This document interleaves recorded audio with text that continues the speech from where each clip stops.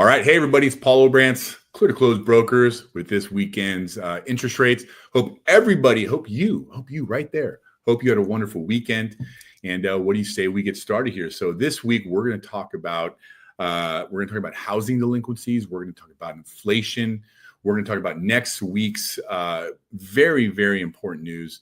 It's so important to stay in touch with what's happening in the markets. I can guarantee you one thing from this video is that today's rates, as they sit right now, will not be next week's rates. They can either be higher or lower depending on what the actual news is. But the advantage you get by watching this video is you're going to know what to look for, and there's going to be no surprises. You'll be able to predict whether rates are going to go up or down. It's pretty cool, isn't it? Let's first talk about foreclosure. So I don't have a slide for this. I just read this article and I wanted to share it with you. CoreLogic just came out with its foreclosure or delinquency report. Loans 30 days or more, they're at a low 3%. Now that it has creeped up a little bit over the past 4 months, but overall, year over year, it's still in a downward trajectory.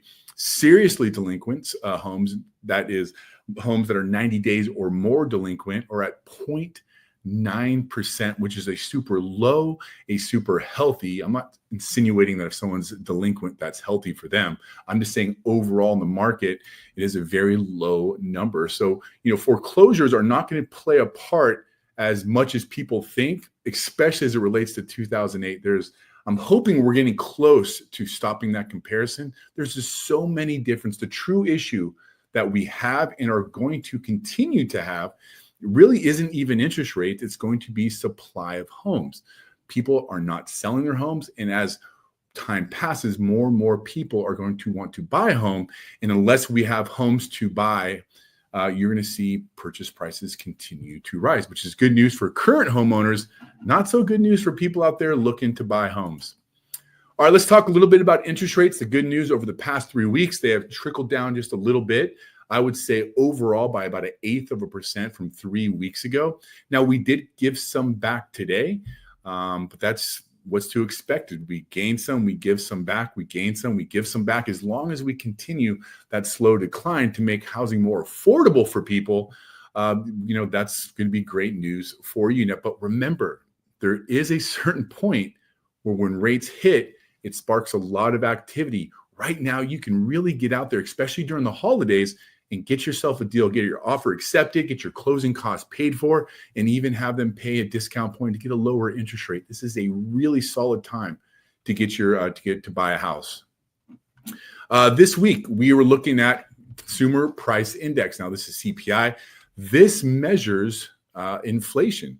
Remember, inflation is the kryptonite to 30-year fixed rates. So the goal the Feds have with the inflation number is 2%, which we're getting closer and closer. But as you can see, we gave some back during this November report. Now, the good news is the large contributor was it was an increase in the very volatile lodging away from home category. So if you take that out, we should see inflation come down. However, just as a personal experience, and I would love to hear your experience, every time I go to the grocery store, I'm still blown away at how much a piece of bread, sandwich, meat, and dinner costs. It's like, how is inflation coming down? I'm not quite buying it yet. Would love to hear your thoughts on whether you believe inflation is coming down, regardless of what the reports are actually stating.